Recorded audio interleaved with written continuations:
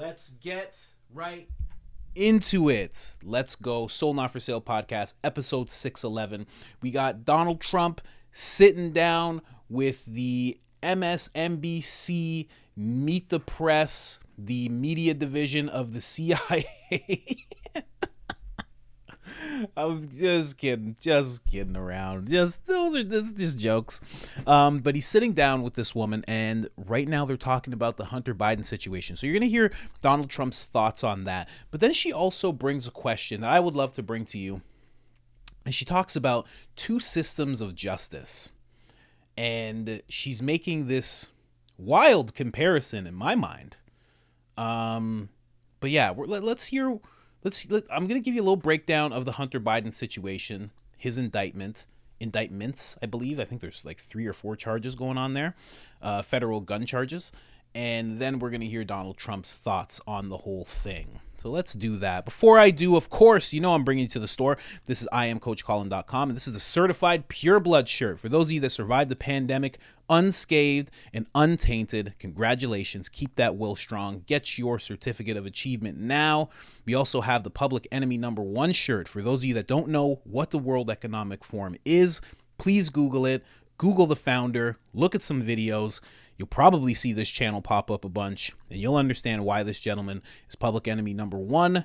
And we also have the Soul Not For Sale shirt, a bold statement. But more importantly, we have the presidential mugshot shirt. The shirt, the mugshot heard around the world, the thing that they thought was going to be his downfall, but actually made him even more iconic as the president who's had his mugshot taken. They didn't think it would help, and it helped more than they can possibly imagine. He's already raised $12 million towards his campaign because of that one mugshot. So the Democratic Party is one of his biggest donors. How about that?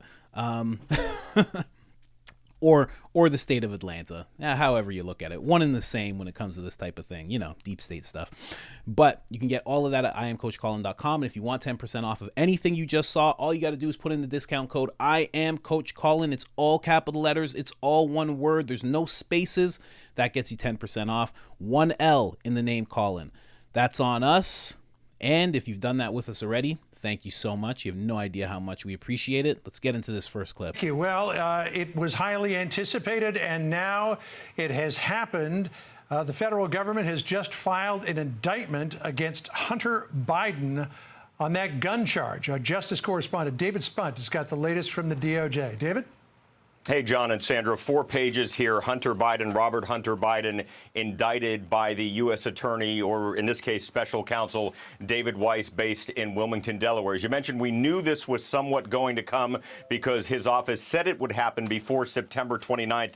We have 3 counts in this indictment. This is related to the purchase of that gun. Remember, back in 2018, we've been reporting on it for several years. Hunter Biden made a false statement. This indictment alleges made several false statements about the gun charge or about purchasing a federal firearm. He said that he was not addicted to drugs. 10 years, 5 years, 10 years. Okay, I'm looking at Jake Gibson, our producer, is reading to me right now. The maximum penalty would be 10 years of imprisonment for count 1, which is a false statement. So let me go ahead and read through this. But just to kind of summarize things here, this is only relating to Hunter Biden making false statements on a federal gun form that he was not addicted to narcotics when he had in his possession in Delaware a gun for just over a week back in 2018.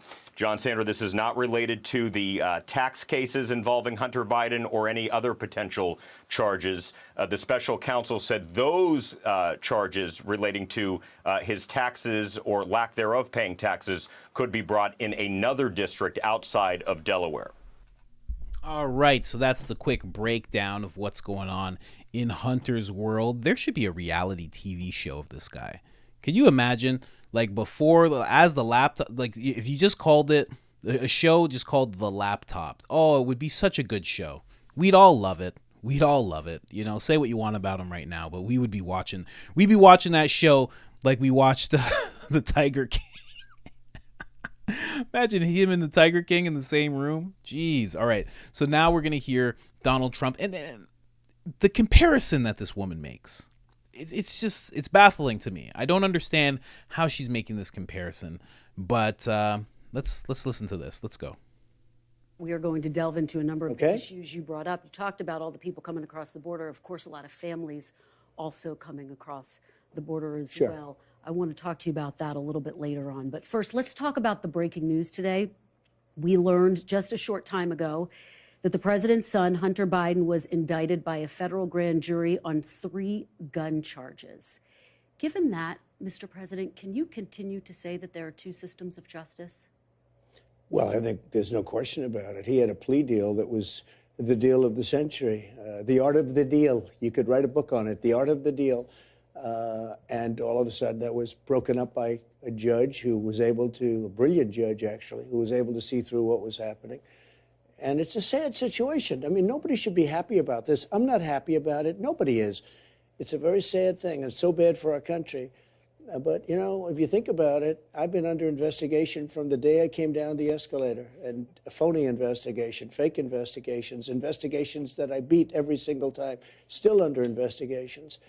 But it's a very sad thing, and it's a slippery slope, and dangerous, very dangerous for our country. But you talked about the plea deal, but now Hunter Biden's been indicted. He's facing very serious charges. So doesn't that undercut your entire argument that there are 2 systems of justice in this? Right there. If this was me, I would stop right there. I'd make that same face. My eyes would close. I'd be like, did you just compare me to a crackhead? Is that what you just did? I'd be like, let's go, guys. Secret Service, round it up. We're done. She just compared me to a crackhead. We gotta go. I knew they were disrespectful, but this disrespectful. Obviously, I'm just kidding. But at the same time, it's a little disrespectful. He's running against Joe Biden. He's not running against Hunter Biden. He's not running against Joe Biden's son. So to think that now what he's been saying about there being two sides of justice, you know, being treated completely differently than Joe Biden's being treated, and to think that Hunter Biden getting indicted is a sign that he's wrong about that whole thing. It's crazy, because what about Joe? That's the focus. What about Joe? Hunter getting indicted is not comparable to Donald Trump getting indicted 4 different times, facing almost 700 years in jail if he's like found guilty on everything. It's not nearly the same. In fact, this is almost like Joe having a fall guy, in my opinion. It's very close to it. Like Trump has said, and I think he already said it, or he's going to say it in this clip, this is the only charge that doesn't affect Joe Biden. So it actually shows that he's right. That's what it's showing more so. It's showing that with all of the things that we know that the Bidens were involved in together, that none of that is being considered whatsoever. But this gun charge is, because it has to be. The guy clearly lied on a form. He said he wasn't addicted to drugs, and there's a whole laptop of him doing drugs. Okay?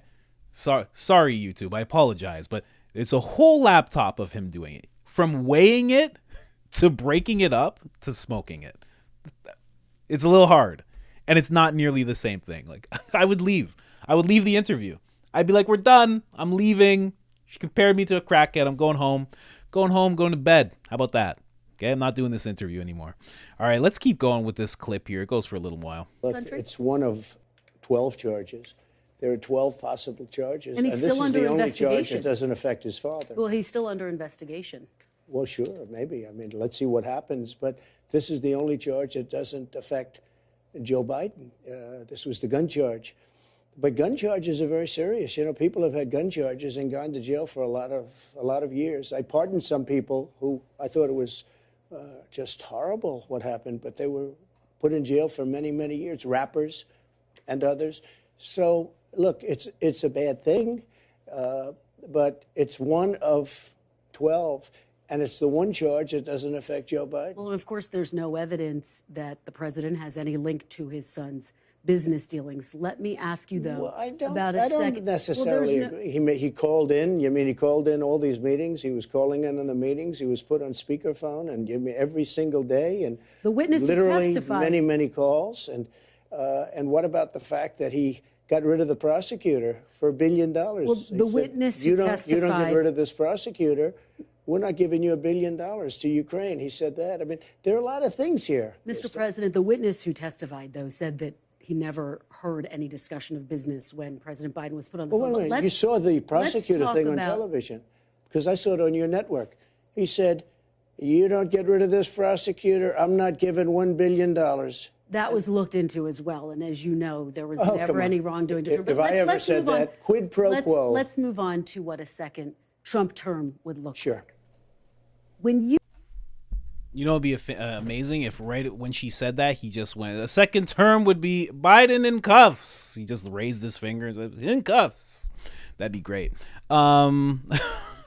What's really interesting about this, and maybe it's just me because I've watched this interview maybe 3 times now, that she has no problem interjecting the narrative, right? So as soon as he says that, she's just like, well, you know, there's no evidence, blah, blah, blah. First of all, she's not in law, at least I think. You know, that was just a joke about being connected to the intelligence agencies.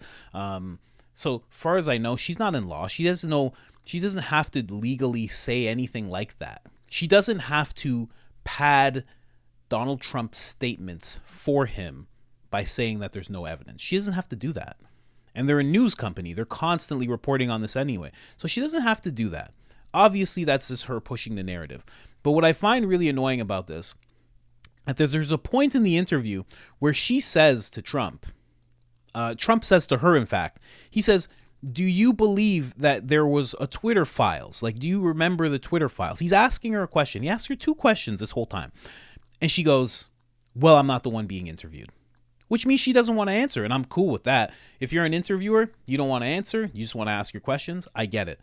But if you're not going to answer any questions because you don't want to give your opinion, why are you putting your opinion forward when it comes to her constantly saying that there's no evidence towards Joe Biden and everything that she keeps saying over and over and over again?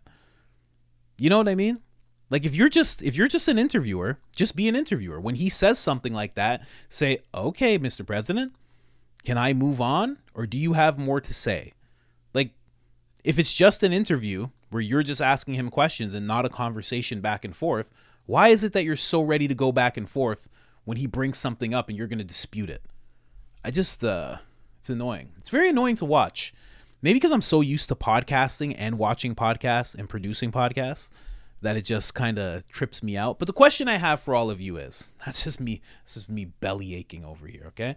The question is, do you think that she's right and that the fact that Hunter Biden has been indicted actually shows that Trump is not being treated differently than Joe Biden?